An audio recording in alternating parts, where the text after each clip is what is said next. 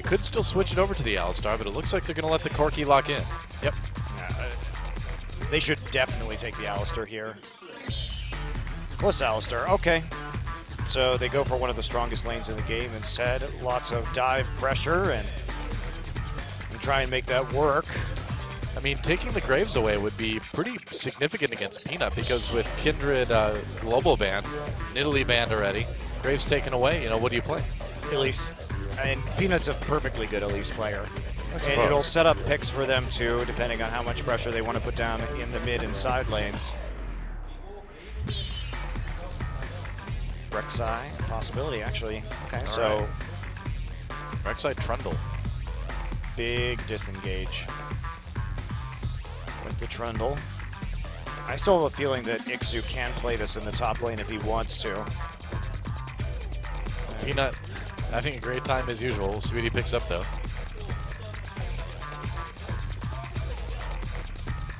He's like, well guys, they banned my Nidalee. It's your fault, no Faye.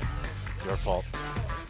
Well, the Lulu is still here. I have a feeling the Tigers should just take the Lulu right now because it is a flex pick at the very least for them, and that'll allow them to maneuver that Lulu into whichever lane, solo lane, they feel like it after they see the rest of the picks. Graves Lulu, I think, would be really strong. They've got the double AD carries already.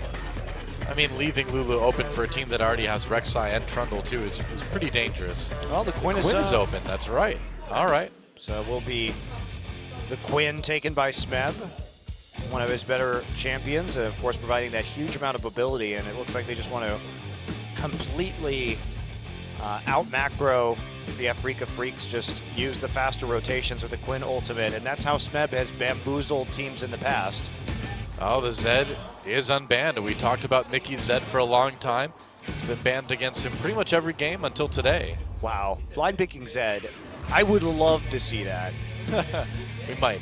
The balls. I doubt it, but we might. We've seen him do it before last year. He did do it last year, and he did win games doing that last year. So this is a guy who's supremely confident in his Zed, and that is why it has been banned in the vast majority of games against Afreeca.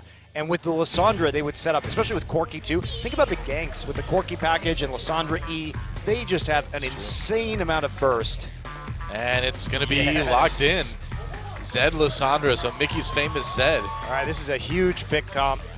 Yeah. For the Afreeca Freecs, and you got to take the Lulu right there, because as soon as you see that, you're like, okay, well, I don't really want to deal with this in the mid lane, and I don't want to have that kill pressure, so I'm going to take the Lulu. By the time Zed is 6, I will have my wild growth, so I'm at least able to survive a Zed all in. Yeah. And I assume they predicted the Lulu pick right there, considering it was still available. So now it's up to how hard can they shut down Smeb. That has been Afreeca's game plan in the first 2 games. Gank Smeb over and over and over again. They have a champion that can at least split push against the Quinn with the Zed. Of course, that blind is a little bit of an issue for the Zed, but not going to affect the spells, the spellcasting that Zed has. So we'll see how well Smeb can outplay the Zed. Should be pretty fun to watch if they do get into some 1v1s. Yeah, well, I'm just excited to see Mickey's Zed again. It's been a long time. It's the first time this year that he's been able to grab it. I mean, it's not great against Lulu Alistar, honestly. Like, he's taking a risk here, but yeah. I think that if you're Afreeca, you at least got to the game 3 against the Tigers, so why not just roll the dice that Mickey's going to go off and just absolutely wreck this game on his best champion? Definitely. Just take what makes you most comfortable and see what happens. And so that leaves us with a very interesting game 3. Game 3 we didn't think we'd have, but here we have it anyway. And so we'll see, will the ROX Tigers remain undefeated in the league, or will Afreeca Freecs take down the top dog? Let's get in the game and find out.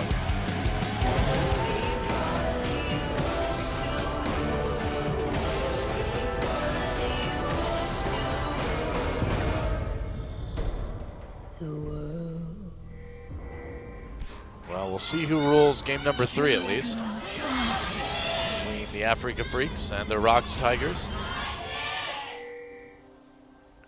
Yeah, it's been an interesting series. I really like the way Afreeca's been playing today, and this is the development that we expected after last year, honestly, for them to have tightened up their team play, but yeah, we're only really seeing it for the first time.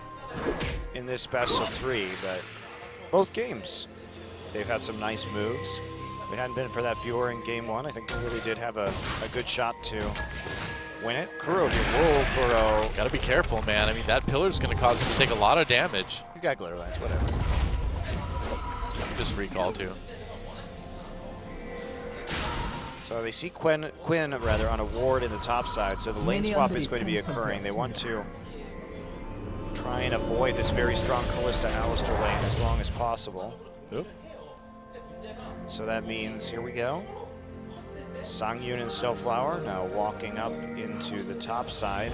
They will be taking the Gromp rather, and they hide as long as they can.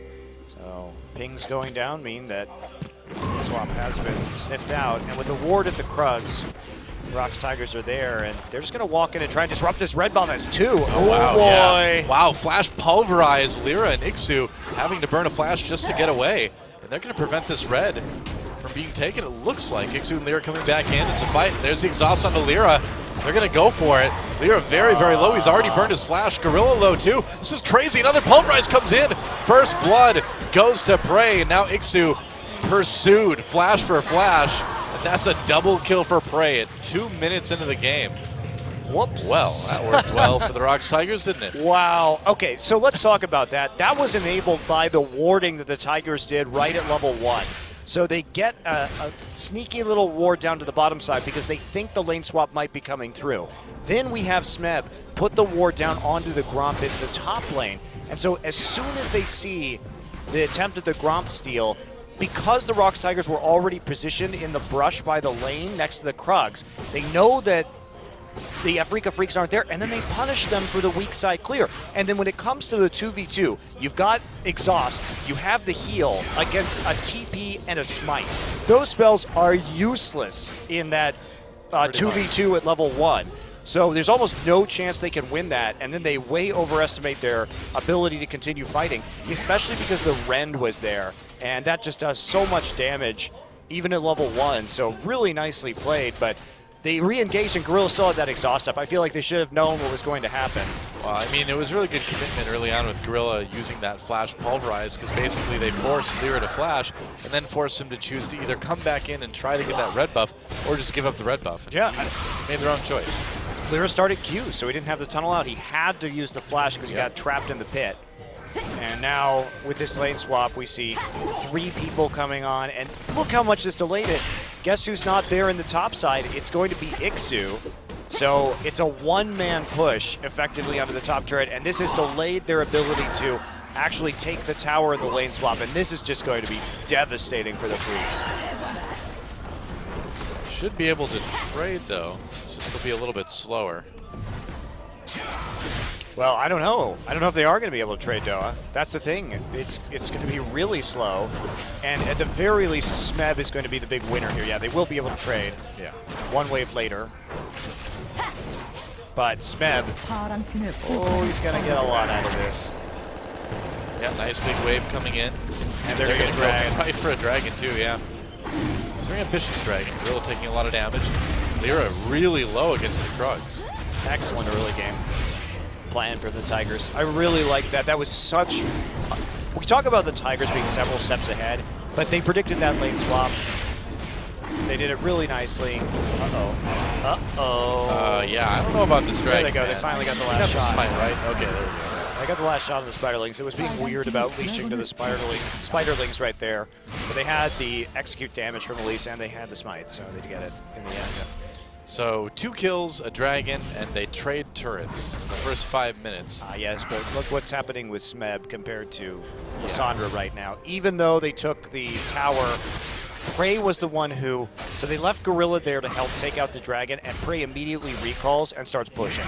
So Lissandra is going to be in big trouble. Just can't get on this wave, especially now that Lissandra is there. There's a big ward in the tri-brush that Prey put down. So he doesn't know whether or not Elise is going to be coming, and he's going to be zoned off this wave. Meanwhile, take a look at the bottom side. Smeb 19-4 CS already. Yep. Really ask for a better start on that Quinn. Yep, they can dive Lissandra too. That's the worst part. Lissandra's only level 2, Smeb is level 4. This is just a train wreck for the Afreeca Freecs. They're already down over 1,000 gold in 5 minutes.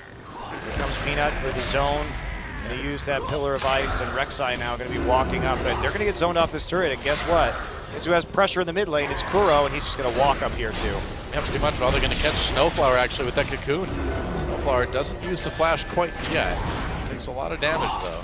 Look how many minions are going to be lost here just in this turret. They're going to get 3 people underneath the tower finally. There's a duel actually going on in the river between Kuro and Mickey. Nobody really using or losing any health yet. Just a ridiculous amount of CS denied. Smeb is quite happy though. Yep, you can just sit and farm. Whoops, Very safely. I think he misclicked right there. Yeah, well, I think Songyun is trying to stand on top of the minion to deny the CS. Look on me instead. Oh, Mickey coming in. He's got no flash right now, too. That duel must have been bigger than we thought. Wild Growth used. And yeah, that Death Mark not going to do the trick. Mickey is going to live through the Ignite, but they're still going to take some damage on that turret because of this. He uses flash. That's what I was wondering, yeah, because he didn't have his flash up, but I don't know, must have been some earlier engagement that we didn't see because of all the other action. Well, it must have been Kuro forcing it out really early. Yeah. Or he just mistakenly used it. That's another possibility because we never really even saw his health dropping low. Maybe I just missed it. Could have been. Either way, it wasn't up when he needed it there. And the Rift Herald will go over to Peanut, as the buff often does. To the jungler, right where Riot intended. The most popular Herald buff location. Kuro's going to get chunked out. He has to play cautiously, even though Death Mark isn't up. The Ignite is. Better just play with a bit of reserve, especially with the massive advantage you have in who Doa is going to stop Smeb. Well, right now, it's not going to be Ixu, that's for sure. Maybe it'll be Lyra and Songyun, though. Smeb having to burn that flash to get away. Still taking quite a bit. And they're going to go in, actually. Summoner Healing used to get Smeb. And they're going to actually make it work. Lyra not going down. That was so close to being a kill onto Lyra. He lived with about 50 HP. Yeah. So they get the kill on Smeb, but does it matter? Not really. He's got his ultimate. He has a just enormous CS advantage. He has TP if he needs to get back into lane. He's not going to lose a whole lot from this. Yep. Turns his swords into a dagger. It's easier to carry that way. It's a dirk. Dirk, my bad. That's right. You take your What's two the difference long between swords. a dirk and a dagger? I don't know. You take your 2 long swords and turn them into a shorter, wimpier sword. Oh. Ixu and Snowflower may be in a little bit of trouble in the top lane here. The dive coming in. And there we go. Empa pulverized. Ixu locked up the cocoon, taken down immediately. TP coming in just in case. Here's the exhaust on the Snowflower to help secure that one. They're going to throw in Gorilla with the Fate's Call to clean that up. Well, they had the TP available. That could have been a predictable play because the wave is huge, but it's moving back towards Songyun's tier 2. So easy dive there. Teleport right onto the Spiderling for some cleanup. We see Smeb get an assist as a result, and now he's just going to help take out another turret, and there is no response possible from the Afreeca Freecs. They can't take the tier 1 on the bottom side. There is no dragon. And so they're going to freeze with this Corki instead, and I don't know if that's the right call. Meanwhile, Prey now has 3 kills and 1 assist before 10 minutes. That's a pretty good place for a Kalista to be. And so now... Nice blue steal, so at least they get something, all right? They take control of some objective on the map. They have a lot of pink wards down right now so that they can at least play safely in their own jungle. But now we get the 1v1 between a level 6 Quinn and a level 4 Lissandra, and Smeb has double the CS that Ixu has. Peanut perfectly safe to be walking around here. He knows he has not seen it all, so it's going to be Gank City. Yeah, Ixu again. You know, he's got his flash, but does he have a real way to escape? Maybe. Peanut looking for an opportunity. He's just going to take his anger out on the Gromp instead. A little bit too late there. He used his flash for that dive. He flashed Cocoon. And he's looking. He's hunting, but he's not going to find anybody. Why? They know Peanut's there. the ward that you saw placed over the wall, and they also have a pink ward that will not be cleared. Yep. And their blue buff.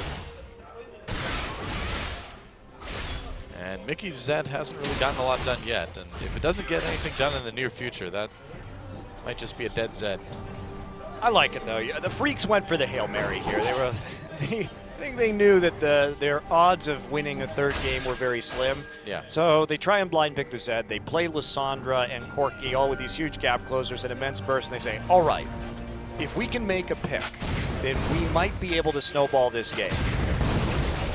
And unfortunately for them, that they had a disaster strike at the beginning of the game on that first jungle camp, and it was just played beautifully by the Tigers. And they find themselves in a hole that they are unlikely to escape from. Yeah, the ROX Tigers maybe not taking that first or second game too terribly seriously, but game 3, it looks like it's all business again. One really wonders about that draft in game number 1 when the TF was still up.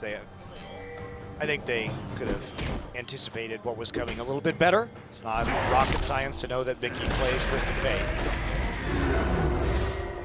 Dragons back again. And the ROX Tigers are just going to go for it immediately. This would be their second dragon in the game. And Afreeca Freecs can't really stop it. So early, too. So early into this one.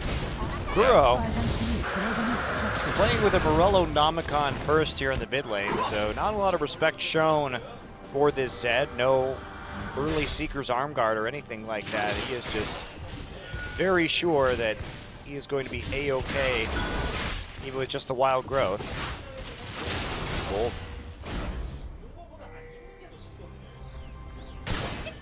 Mickey at least a little bit more respectfully with that X-Drinker. Yep. Wow, Ixu just cannot do anything right now. He's done 39 to 82 CS. And that late swap was just a disaster. Yeah. I mean, the late... This is why sometimes that weak side jungling, if you have the right warding pattern, you catch it out and you just all in them, you could just end up with enormous CS leads for your top lane because they didn't have the personnel there to take down the turret as fast. Oh, Songyin in trouble already. Smeb comes in to try to capitalize on that cocoon.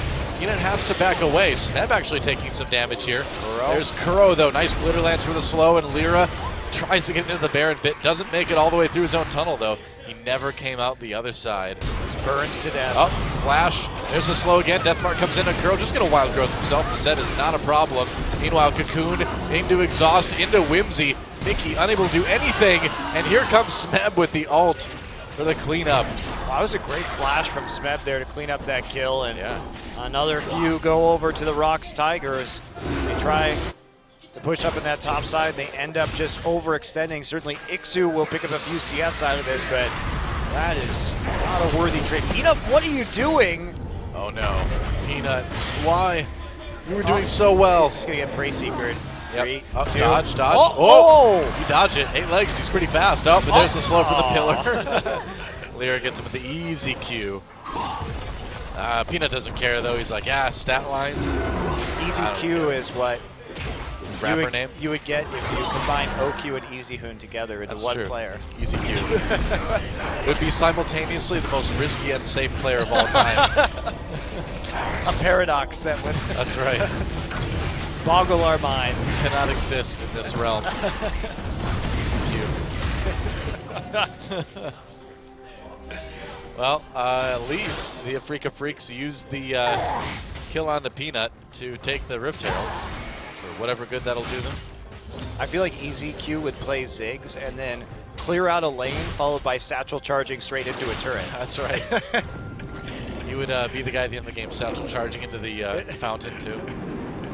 Yeah, this guy. He'd like ult himself. He's like, well, if they come in, if they attack me, then I just ult myself, and then they get hit every time.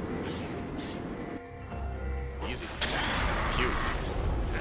Oh, teleport coming in. Peanut trapped a little bit. Mickey coming from the side. ROX Tigers playing it a bit dangerously now. Gorilla and Peanut trying to come from the bottom here, and the Afreeca Freecs are going to turn around right on them. Ixu with the lockdown, and Bray manages to pull Gorilla out in time, but you can't pull out Peanut. The chase continues. Well, Smeb actually canceled his TP to try and engage on that, but there was just no follow-up there. They tried to wrap around the backside with Gorilla. to continue that engagement. They just lose 2 members, and they're going to lose their blue buff. Oh, Prey got it. He did, but will he be in trouble for that? Gorilla will be at least. There's a knock-up onto Prey from Rex side. Kuro from behind. Kuro does not have his ultimate right now. Smeb gets a nice flank, not able to get enough damage, and this is getting a little bit silly now. And Two-Headed Wolves decide to show up, take a bite out of Songyun. Yeah, it's getting a little bit lazy by the ROX Tigers again. Wow, this is exactly the way to get this pick composition with a lot of burst damage back into this game.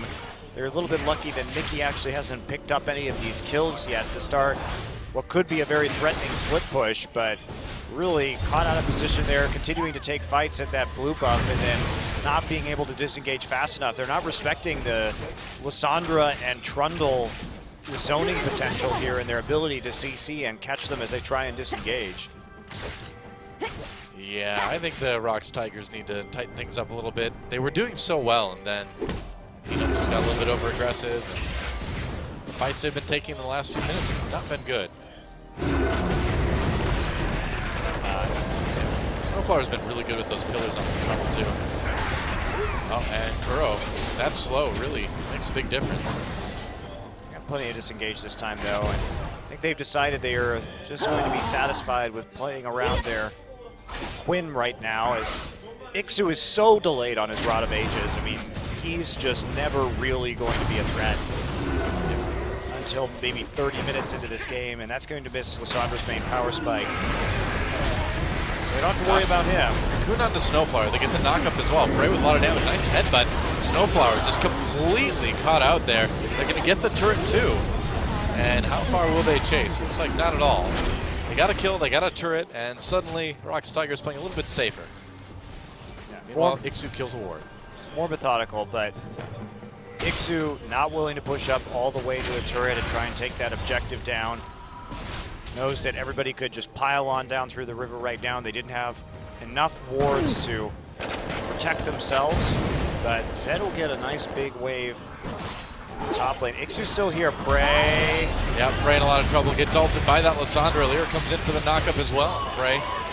That was a clever bait there by Ixu. Yeah. He was gone off the map for a really long time, and Prey just thought he had decided to recall because he wasn't putting pressure down, but instead he was just looking for the lane assignment of Prey, and they're going to pick up another kill onto this Callista. Still behind in gold a bit, but maybe they can tilt them if they do it enough. I think it's going to take more than that, though. I don't know. It's hard to tilt the ROX Tigers.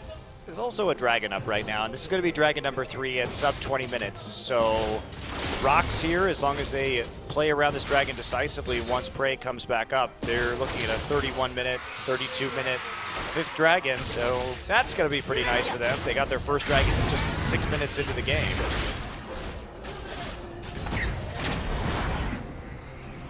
All right, it's dragon time. Peanut gonna start it. They're gonna have the ward. There we go. Pulling down to the pit. And the Freaks have to try to stop this one. Prey still coming down the lane. Mickey not nearby either, and he doesn't have that teleport. So no way to stop this. Gonna go for a steal. Doesn't work out. That's 3 dragons now for the ROX Tigers. Magical Prey Seeker. It was actually a Dragon Seeker that time. Didn't get Prey at all. Nope, that did not tell him where Prey was. It's really not a very accurately named ability. In fact, I find in League of Legends it rarely hits Prey out of all the times it's used. It doesn't really seek them out either. It kind of just goes in a straight line, you know? Caught like the Prey hitter, but it's not, doesn't guarantee you anything. The Prey Poker. Prey poker. Even then, it's not very good at its job. No. And the Rift Herald can't stand it. Just buy Rift Herald. So QSS here from Smed. And this means that he is anticipating split pushing against Zed. He wants to be assigned to the Zed lane at all times. If the Death Bar comes in, he will just cleanse it right off and continue the duel. So even though that MR not going to be useful against Zed's damage straight up, removing the Death Mark and the amplification that brings will be quite handy when it comes to that one-on-one.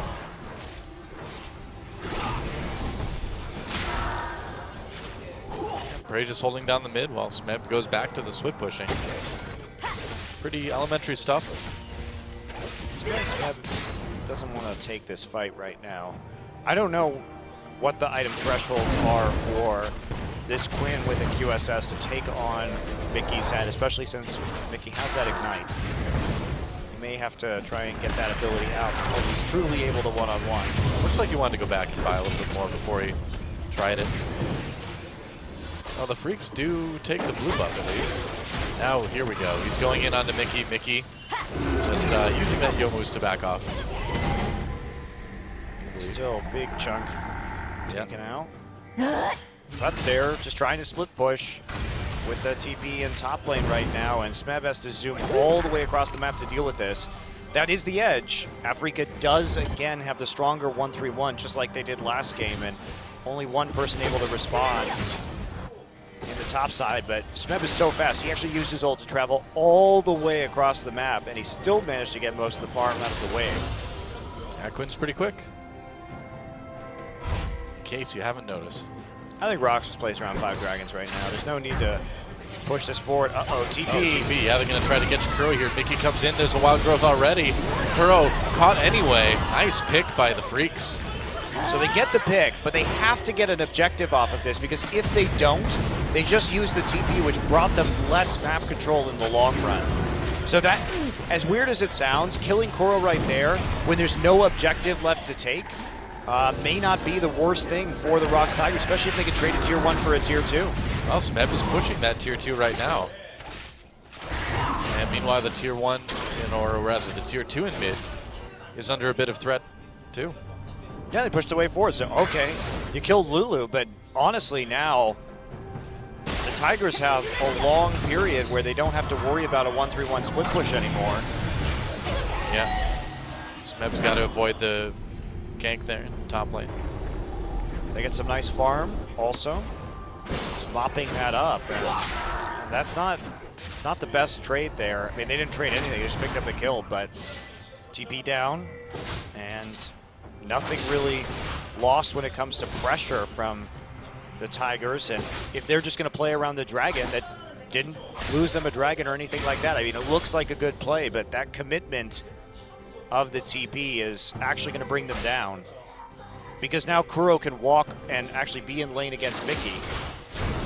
Afreeca Freecs have been slowly catching up in this gold deficit too. Yeah, but there's an all-in going on the bottom side right here. Yep.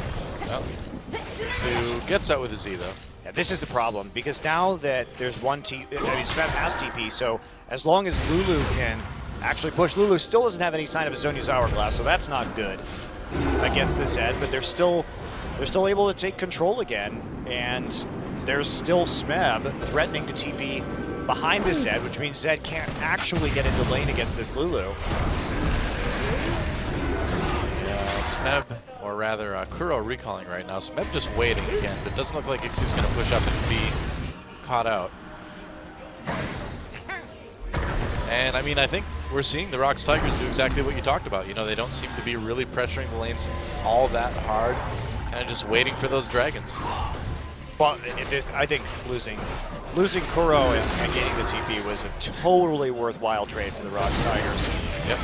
Well, meanwhile, Mickey goes in onto Peanut. Peanut taking some damage from that death mark. No, he's okay, I guess. Never mind. Yeah. He's pretty tanky there. Yep. I said some damage, not a lot of damage. He takes an amount of damage. He already has dead man's Here blade. comes Smeb. Aha! I've spotted Ixu, and now zoning away with that E. Ixu manages to use it anyway, but he's not going to escape Smeb this time. Ults himself. Hanging out. A little bit more damage, and Gorilla comes in. Oh, I thought he was going to steal it. Didn't even get the assist. Poor guy. Made the effort to walk all the way down and got nothing for it. I feel for you, Gorilla. It's all right. I know how it is. That was the touchdown dance at the end of the kill right there. It's true. It's good. Spikes the ball so hard that the ground fractures underneath him. That's excessive celebration. Not in League of Legends, Joe. Good thing we don't have penalties for that. Oh, man. Well, there should be penalties for that anyway. I don't know. I agree. Yeah. We should excessively celebrate all the time. Well, not all the time. Only for things that deserve celebration. Does killing Ixu deserve celebration? A little bit, maybe. Was that sufficient celebration? Like blocking a pass in football. That doesn't deserve, like, excessive celebration, unless it's like a big deal. Just a regular play, no. Let's get back to the line. Oh, ROX Tigers going for their 4th Baron. Lyra really needs to steal this one. It would be big for the Freaks. Trying it out. Nope, no such luck. Now Lyra has to flash just to get out. Yeah, afraid of Gorilla's flank. He still had flash up. So he would have died if the flash pull into headbutt backward had come through. Yep. But now 4 dragons up, 31 minutes will be number 5 attempted here by the Tigers. They have TP up, so at least there is some hope now because you see Smeb versus Ixu in that top side. What they want though is they want Zed versus Quinn. And then they want to TP the Lissandra if there's an objective to be taken. But with the Baron up, if they kill Smeb, they may be able to Baron now. That's the big difference. Well, they're going to start it at least. The ploy That is bold. Smeb's got to know something. He's got his blue trinket. Yeah. There we go, he sees it. Yep, that's right, they know. How fast can they respond? Well, the Afreeca Freecs still going for it. They're going to back off now. Here comes Peanut, though. On his own, not too worried. Gets slowed, doesn't hit the cocoon, though, so looks like the Freaks will be able to get away. Afreeca really getting desperate. Yeah, I'd say so. But what are you going to do? I would not be confident that they were going to win this one either. They have to fight with a pick composition around the next dragon. And with the lead the Tigers have, probably not going to make that work. Very few good targets. Now, Frey and Smeb both have QSS against Lissandra and Zed. Yeah. So any CC or death marks are going to be cleared very quickly. Uh-oh, Lyra just completely caught in the 1v4. That was easy. Nice cocoon by Peanut to make sure he didn't get away. And that's going to be a tier 2 turret. Almost certainly. So you're going to try and trade this for something at least. It's going to take him a while to get there, though. And Yeah, now it's it's Baron Baron time, yep.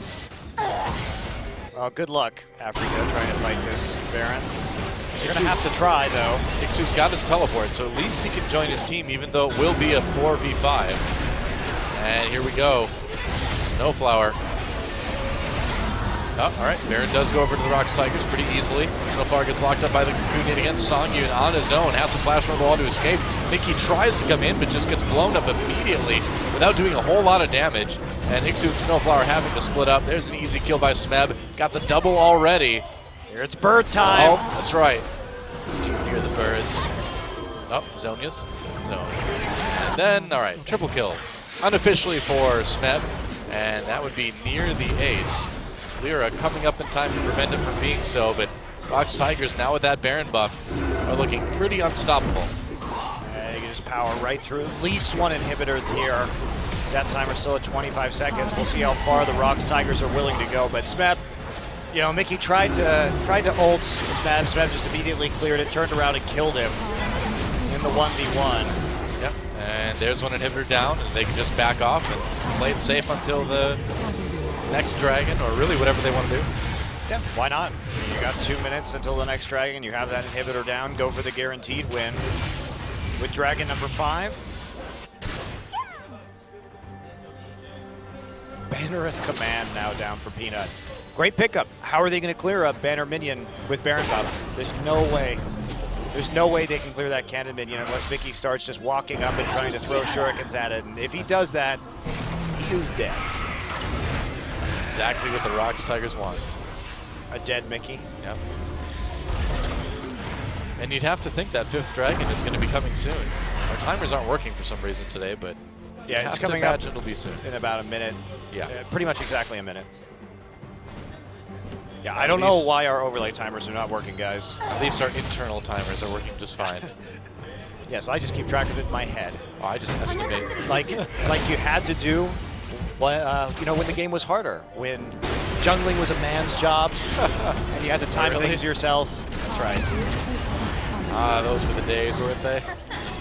Real men play jungle, timing things. Right. It's a skill, communicating it to your opponents, not just pressing tab. Yeah, they type in chat sometimes, and it wasn't just to say repot 9x. Oh, that was actually a really good pillar. Nice job. Oh, it pushed the cannon minion forward, yeah. Into smite range. Yep. Cute. It was adorable. I remember the days back when adorable and cute were man's words. That's right. The good old days. You can't really go on a tirade about, Mickey trying to do something, trying to get away, not going to make it. I was going to say, you can't really go on a tirade about something being back in the man's world and then be like, that was cute. Yes, I can. I don't know. Well, I do know that the ROX Tigers should be able to clear out the game right here. Afreeca Freecs pushed all the way back to their fountain. Peanut having a great time. And the fight continues. They catch Lyra. Wild growth onto Gorilla just in case. Songyu cannot get into the fountain. And Snowflower lives only to watch his Nexus die. And so in the end, the ROX Tigers get serious, get the win. GG. They didn't even wait for the 5th dragon to come up, Doa. It was almost up, and they couldn't get it, but decisive win there. I know what Afreeca was trying to do, and they played well today against an opponent that is just simply stronger than them. And so they made a calculated risk in the last game. Maybe we can use our best champions to try and take these guys out and get the big upset. They couldn't do it, but I think Afreeca should be proud of what we saw them do in game 1 and 2. They executed very efficiently. They had a good win in game number 2. They had a strong start in game number 1. But man, that level 1 from the ROX Tigers was quite clever, and they punished that lane swap super hard. Oh yeah. He's seizing control immediately. And so the ROX Tigers move to 6-0 on the season as far as match score goes, remaining undefeated here in the first round. Yeah, 12-3 in terms of games. Yep. And it doesn't look like they're going to be slowing down anytime soon. Certainly does not. Well, we have another series coming up. SK Telecom. Faker will be starting for all of you people who are wondering out there alongside Bengi. That's right. So when we come back, Spenu versus SKT, don't miss it. We'll be back for more Champion Spring, another best of 3 right after this.